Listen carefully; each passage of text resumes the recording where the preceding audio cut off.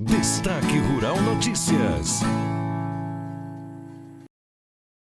Patrocínio: Grupo Floss, Manejo e Fisiologia, Caminhos para a Alta Produtividade. E BASF, We Create Chemistry. O assunto agora é a respeito do relatório do USDA, as negociações entre Estados Unidos e China e também a colheita do milho safrinha. E para falar conosco, vamos convidar então a Fernanda Custódio. Oi, Léo, boa tarde. Boa tarde para você, para todo mundo que acompanha a gente aqui no Destaque Rural Notícias. Você acabou de dar esse lead, informação importante também, porque conforme a gente já havia anunciado, tivemos na última sexta-feira e no último sábado uma reunião lá no Japão com os principais líderes, né, os líderes do G20. Então, houve realmente esse encontro entre Donald Trump e o presidente também chinês. Havia já uma expectativa no mercado de que essas negociações fossem retomadas, e só para contextualizar para quem nos acompanha nesse instante, não havia nenhuma sinalização nesse sentido desde maio. Então, o mercado apostava realmente e estava esperando isso com otimismo. Mas, claro que não houve uma reação esperada nos preços lá na Bolsa de Chicago. Inclusive, no pregão desta segunda-feira, tivemos uma queda mais acentuada, tanto nos preços da soja, no milho e no trigo, porque não houve, Léo, até esse momento, nenhuma nota oficial, nenhuma oficialização desse acordo entre as duas maiores potências econômicas mundiais. E só para a gente relembrar, no ano passado, o governo norte-americano desembolsou 8,5 bilhões de dólares em ajuda aos produtores norte-americanos que continuam sendo afetados por esse impasse e por essa guerra comercial entre os dois países. Para essa safra, a expectativa, então, é que o governo desembolse 4,5 bilhões de dólares. Mas ainda essas informações não foram detalhadas desse programa de ajuda aos produtores norte-americanos. Além disso, outra informação muito importante é a respeito realmente da safra norte-americana, da condição da safra norte-americana. Hoje, no final da tarde, o SDA soltou o seu reporte de acompanhamento de safras que o mercado esperava, e realmente os participantes do mercado esperavam que houvesse uma melhora nas condições das lavouras de soja e milho nos Estados Unidos. Isso também acaba influenciando e justificando, Léo, essa queda dos preços lá na Bolsa de Chicago. O que dá para a gente falar até esse momento? O SDA não trouxe números de plantio para o milho, isso quer dizer, dá a entender que o plantio foi realmente finalizado, a gente ainda não sabe a área ao certo, e no caso da soja, o SDA indicou plantio em 92% dessa área esperada agora para a safra 2019 e 2020. É importante reforçar que já fechamos a melhor janela de plantio e também a área de seguro para a soja lá nos Estados Unidos. Isso é muito importante. E só para a gente relembrar, na semana passada, o SDA reportou que 85% dessa área já havia sido cultivada. E para essa semana, a aposta do mercado era que esse índice ficasse em 95%. Então, ficou abaixo do que realmente o mercado esperava. A gente vai saber como é que o mercado vai reagir amanhã, hora que as negociações elas começarem, né, Léo? E em relação à condição das lavouras, o que o USDA indicou foi, no caso do milho, 56% dessas lavouras em boas e excelentes condições. Isso quer dizer o quê? Uma manutenção do que a gente acompanhou na semana passada. Já os participantes do mercado esperavam, então, um índice próximo de 58%. No caso da soja, o SDA também mais conservador, também manteve o índice em 54%, enquanto os investidores aguardavam uma pequena melhora também nesse índice, próximo de 55%. A gente ainda vai saber como é que o mercado vai reagir a essas informações.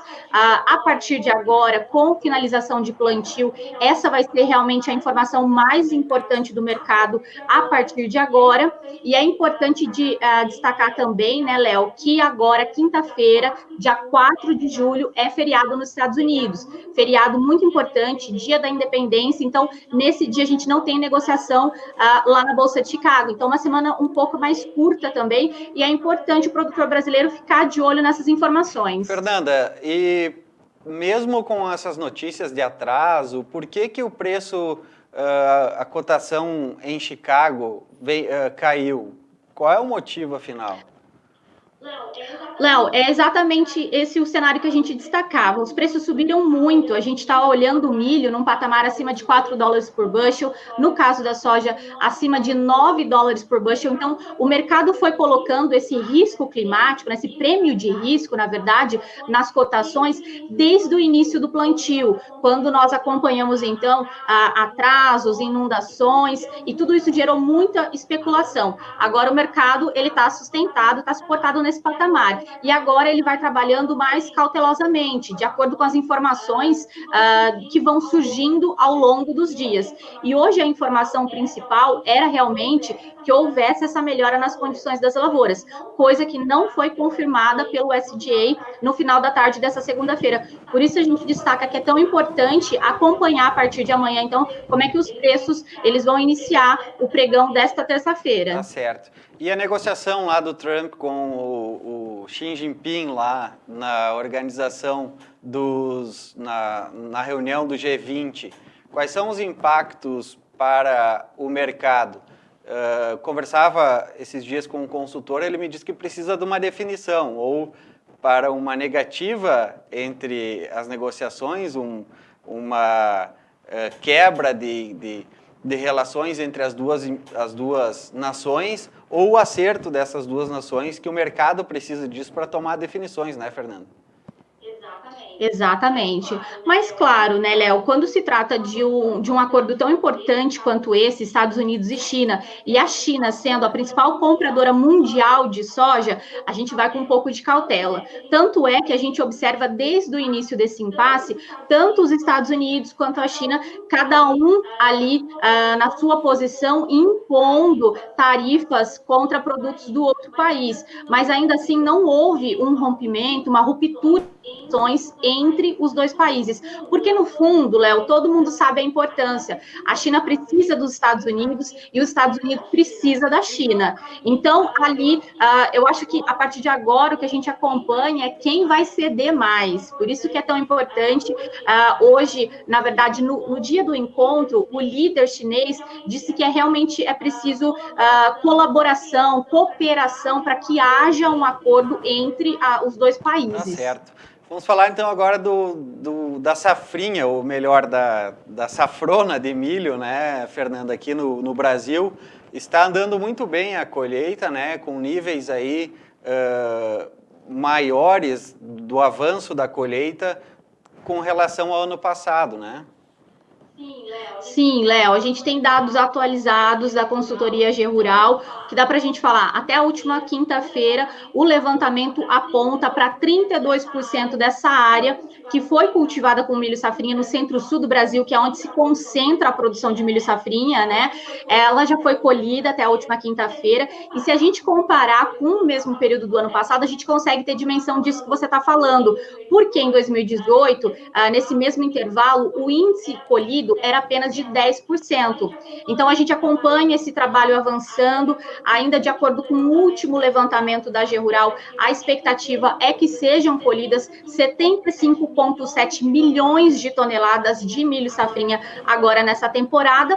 Só que eu já queria fazer um alerta, né, Léo? A gente começa essa semana, vocês aí no sul do Brasil já estão sentindo frio, temos uma massa de ar frio entrando pela região sul, isso vai se espalhar para outras regiões, inclusive derrubar as temperaturas e há possibilidade de geadas em algumas localidades. Então, essa é uma informação muito importante, porque em algumas regiões do estado do Paraná, principalmente ali no sul do estado de Mato Grosso do Sul, sempre há uma preocupação por parte do produtor rural com essa possibilidade de geada. Então, já fica o nosso alerta para o produtor, porque as temperaturas vão cair nos próximos dias, e, inclusive, Léo, esse vai ser um dos destaques também.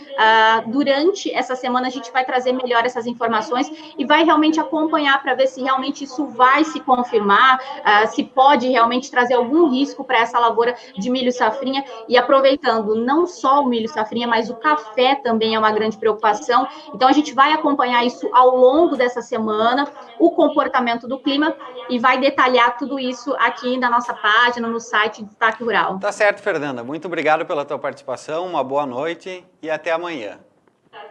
Tá certo, Léo. Obrigada. Até amanhã. Destaque Rural Notícias.